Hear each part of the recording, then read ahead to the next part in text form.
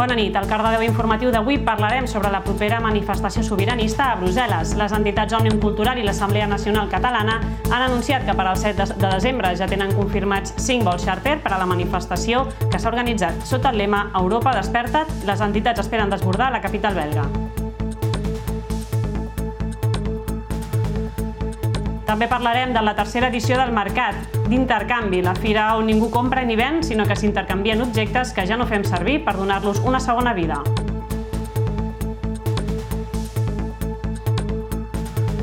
I a la secció de cultura parlarem de la visita de glosa mallorquina durant el Festival PAM, el festival encarregat d'omplir de poesia al municipi durant el mes de novembre.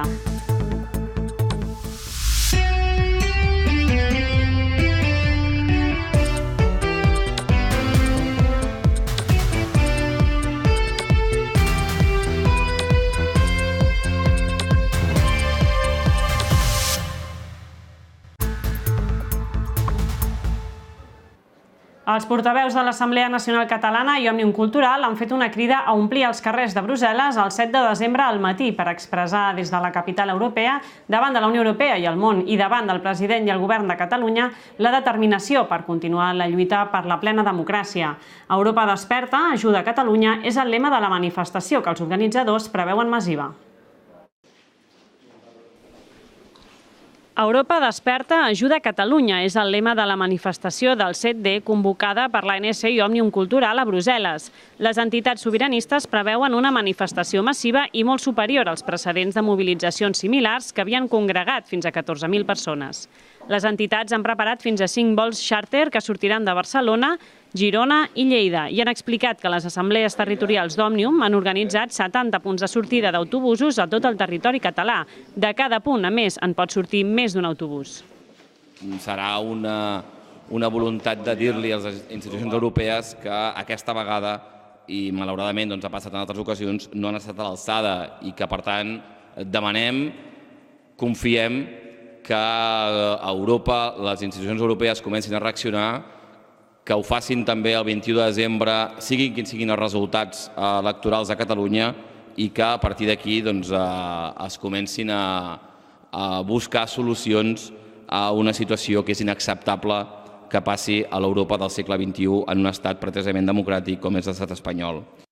Per tant, jo crec que s'ha d'entendre que la manifestació el que busca és remarcar aquesta profunda convicció europea que té el poble català, que l'ha tinguda sempre i que continua tenint, i aquesta profunda confiança en els valors europeus i aquesta exigència que les institucions europees també clarament es posicionin davant el que no és un conflicte intern, sinó que té repercussions clares per al futur d'Europa i de la seva unió i, per tant, col·laborin amb la recerca d'una sortida a aquest conflicte. El 7 de desembre és dia laborable a Brussel·les, la qual cosa, segons el líder de l'ANC, farà més visible la manifestació per a la ciutadania.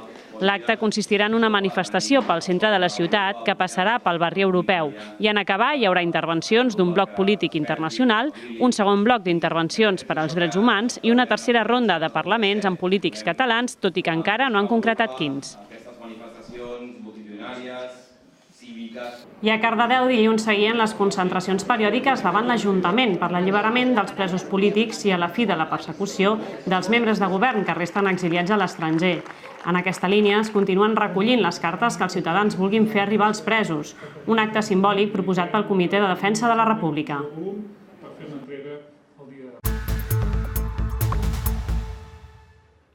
Diumenge tenia lloc el tercer Mercanvi, un mercat de tu a tu on la moneda de canvi eren els objectes i el valor al que cadascú decideix posar-los. La idea d'aquest mercat d'intercanvi és contribuir en una autosuficiència com a poble i sobretot donar ús a objectes que potser per nosaltres ja s'han quedat obsolets. L'Alba és el tercer cop que ve el Mercanvi, el mercat d'intercanvi que es celebra a Cardedeu. Ve des de Sant Pere de Vilamajor per intercanviar aquelles coses a les que ja no els hi dona ús. 4 llibres i un pot de vidre per l'arròs és el que elles s'han dut a canvi. A banda d'intercanviar, l'Alba també regala allò que no intercanvia.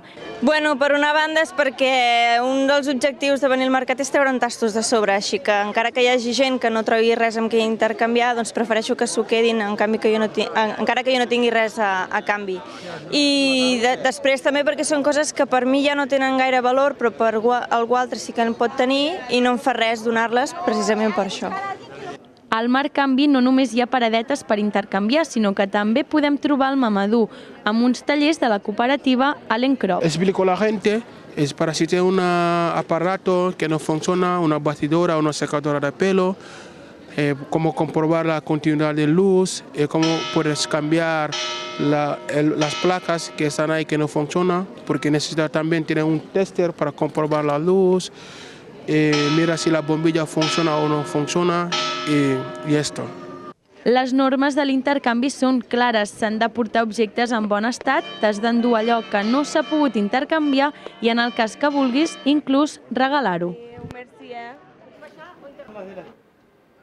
L'Associació Protectora d'Animals de Cardedeu, Vilanimal, va organitzar aquest cap de setmana un concert benèfic amb el grup de versions musicals Hotel Cochambre. La Tèxtil Race es va omplir de seguidors del grup que es van mostrar sorpresos per l'afluència de gent a l'acte.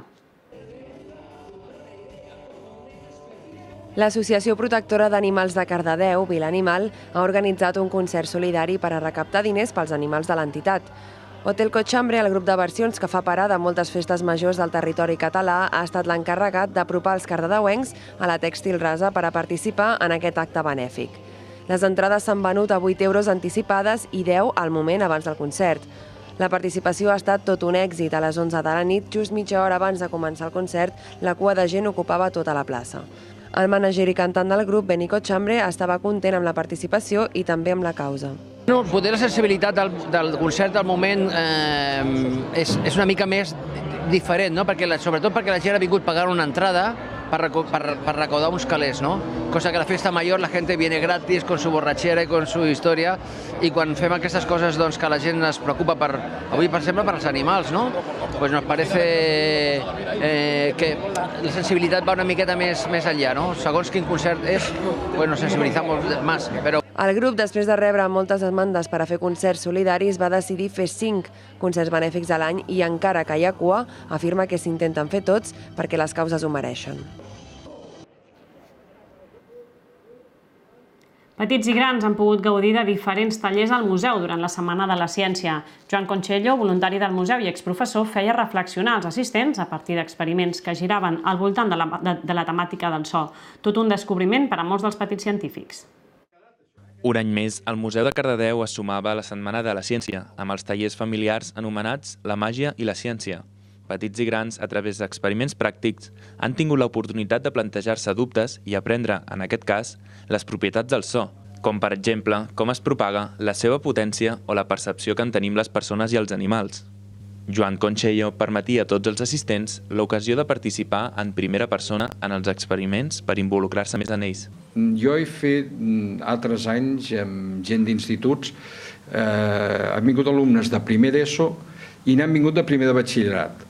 Els experiments han fet els mateixos, però com que la dinàmica del taller és fer l'experiment i després, seguint una mica el mètode científics, ells han d'explicar per què funciona així, llavors això crea un clima entre els dos de discussió de si és per això, si és per l'altre, i mentrestant la gent pensa. Encara que no arribin a conclusions finals, m'és igual, perquè jo penso que l'important és això, que ells se n'adonen d'un fet i es fan preguntes. Si a la vida davant d'un fet es fan preguntes, trobaran solucions i serà gent molt més crítica i sabrà reaccionar com cal davant de qualsevol situació, sigui científica o no. Encara que el públic els hi cridava més l'atenció d'aquests experiments fossin els infants, a molts adults els servia per poder consolidar conceptes de forma pràctica i visual. Sí, jo diria que alguns pares, sobretot algun pare que ha estudiat, que no s'ha especialitzat en física, coses que havia estudiat durant el batxillerat, que li havien quedat així, ho havia entès perquè li han dit que funciona així i ja està. Se li ha aclarit al veure aquests experiments, perquè són molt visuals i clarifiquen això. Els dos experiments amb els que ha finalitzat el taller han estat el trencament d'un got de vidre a causa de fer-lo vibrar, emetent la mateixa freqüència de ressonància del got, i amb un tub de Rubens hem vist com el foc oscil·lava depenent de les freqüències i longitud de les ones que rebia, ja fos d'una veu o d'una cançó. I dins de la Setmana de la Ciència també ha tingut lloc la xerrada anomenada De Cardedeu a l'ecoturisme, de la mà de Joan Manel Riera i Evarist March. Una xerrada entorn al turisme sostenible i la conservació del patrimoni natural i la biodiversitat. De Cardedeu a l'ecoturisme. Aquest és el nom de la xerrada que ha tingut lloc al Museu Arxiu Tomàs Balvell amb el biòleg Evarist March i el coordinador de l'Escola del Corredor, Joan Manel Riera, com a ponents. Aquesta és una activitat programada per la Setmana de la Ciència 2017, que enguany està dedicada al turisme sostenible. La xerrada ha començat amb el Parlament de Joan Manel Riera, que ha fet un repàs a tots els punts d'interès turístic de Cardedeu, com Sant Hilari, la Riera o la Serreta. Segons Riera, hi ha molta gent que practica l'ecoturisme, però no ho sap, ja que és una cosa tan bàsica com mirar els ocells. Hi ha molta gent que el practica però que no ho diu, no ho fa, no considera que fa ecoturisme. A les nostres muntanyes, els parcs, estan plens de gent que surten a passejar, que surten a conèixer. És ben cert que hi va gent que va a córrer en bicicleta, a fer esport. Aquests no practiquen ecoturisme, ells van a fer la seva activitat, no? Però hi ha altra gent que va amb els ulls, les orelles i tots els sentits experts per descobrir coses. Aquests podríem dir que sí, però ells no ho diran perquè potser no estan avesats a dir-li així, no? Tant és. Tot seguit, Evarist March ha parlat dels beneficis que pot tenir l'ecoturisme als municipis, ciutats o territoris en general per aconseguir mantenir l'entorn en bon estat. Un exemple que ha donat el ponent va molt lligat a l'actualitat i a les xarxes socials, i és tan senzill com quan algú es fa una fotografia en un paisatge. Si aquest paisatge és atractiu, molta gent anirà a visitar-lo i, per tant, faran turisme, però serà un turisme sostenible, com pot ser anar a visitar una collita de mongetes al ganxet o anar a buscar bolets. Activitats que per a nosaltres són molt quotidianes i no ens semblen d'atractiu turístic, però en canvi pels turistes sí que ho són.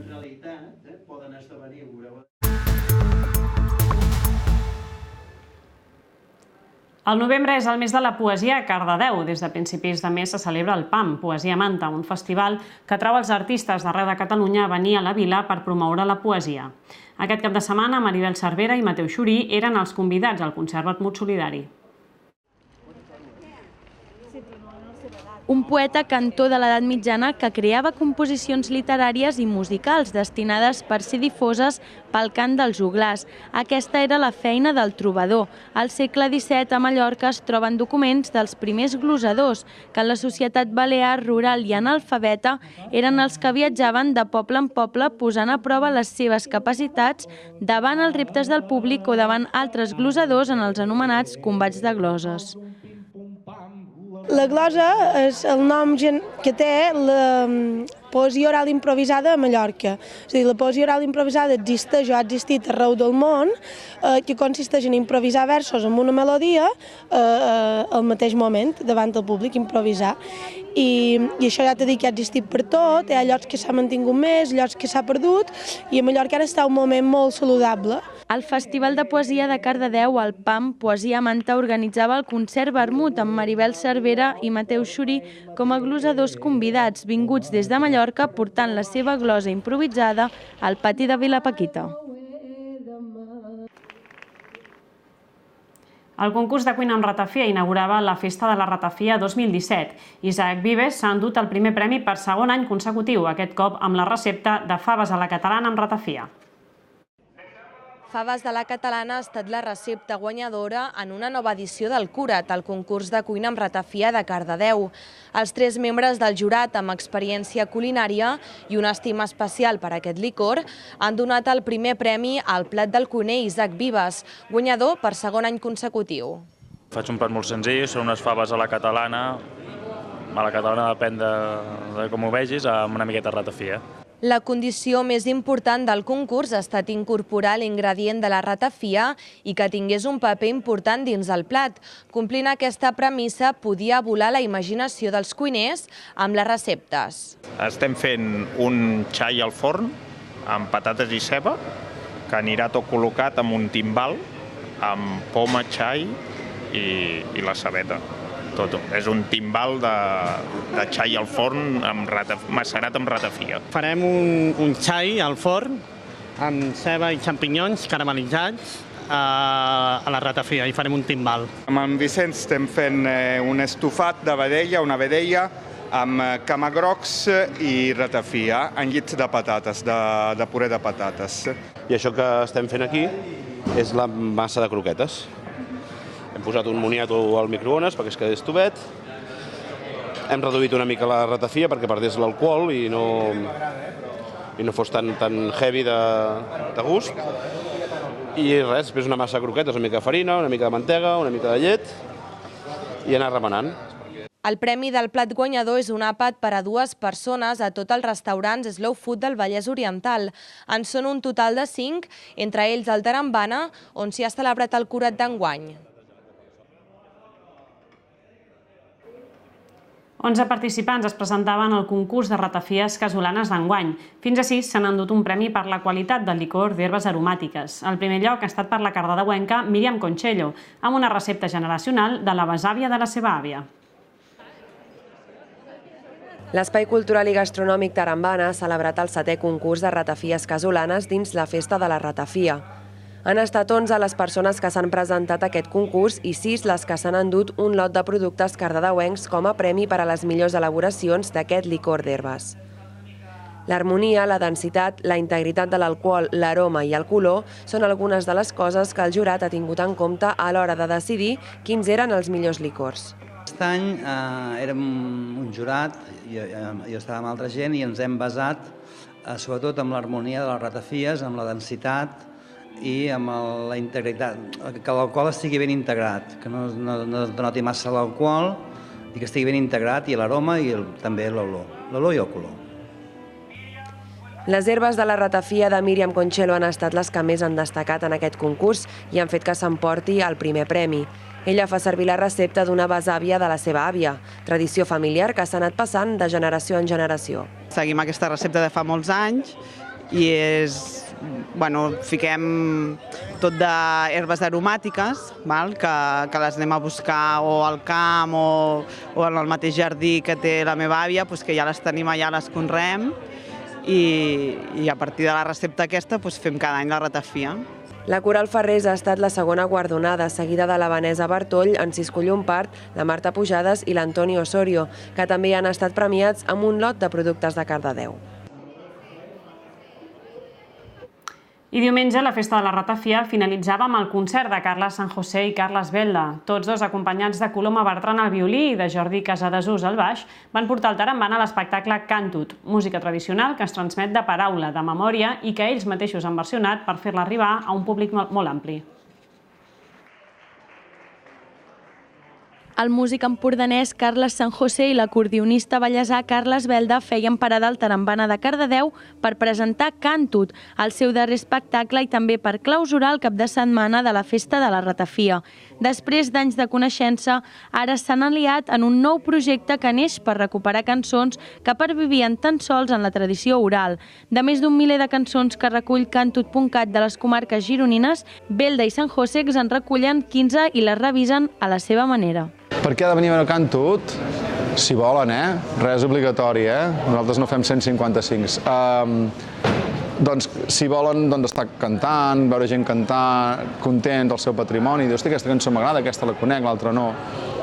És com anar a menjar a un restaurant que, ostres, que és bo aquest menjar, si està bé. Doncs és una mica això mateix com la cançó.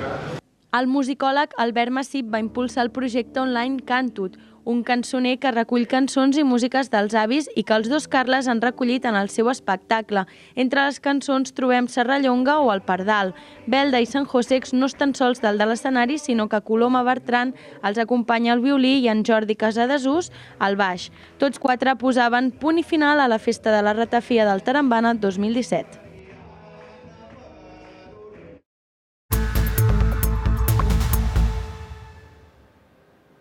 Tres jornades han fet falta perquè els de Jordi López guanyessin de nou i ja en feia 11 que no sumaven 3 punts a casa. Els de Cardedeu han guanyat al minut 68 amb un 3-2 molt renyit.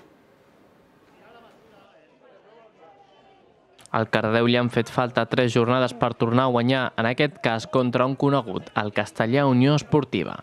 Un partit molt tens entre els dos equips amb moltes targetes grogues, un total d'11 en tot el partit. Però tot i així, els dos equips no paraven de tenir ocasions de gol i així doncs, el Castellà va obrir el marcador al minut 27 amb un gol d'Òscar Àrias. El Cardedeu davant d'aquest resultat no es va rendir i al minut 40 Carles Valls remuntava el partit. El 10 del Cardedeu ens explica com ha viscut l'equip la victòria. Jo crec que l'equip ho necessitava aquests 3 punts i penso que ha sigut una victòria molt important I com ha dit el míster ara, crec que remuntar 2 cops un resultat advers és molt important per l'equip. I això ens motivarà i ens donarà ànims per tots i ara seguir cap endavant i anar cap a Vic i guanyar. Amb l'empat que semblava que tancaria la primera part, Jairo Díaz, el 7 del Castellà, marcava l'1-2 al minut 42 de joc, però un penal claríssim arrel d'una empenta al Cardedeu al minut 44 feia que Gerard Beltran tornés a empatar el partit. Ja a la segona part els ànims cada vegada estaven més caldejats i semblava que la pressió podria amb els de Jordi López, però al minut 68 Arnau Fortuny marcava i mantenia l'esperança de guanyar un altre partit. El Cardedeu va saber aguantar el Castellà i guanyar 3 importants punts que el situen en 14a posició en la taula de classificació.